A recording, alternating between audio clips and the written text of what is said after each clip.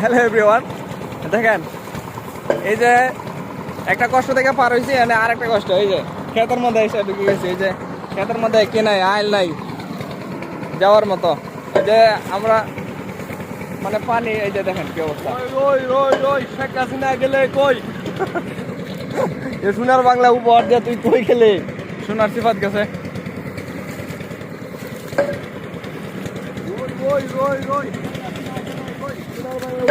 মুডটাই খারাপ হয়ে গেল। এই দেখেন কিভাবে যাওয়া লাগতেছে আমাদের। এই যে কি অবস্থা একটা পানি দিয়ে।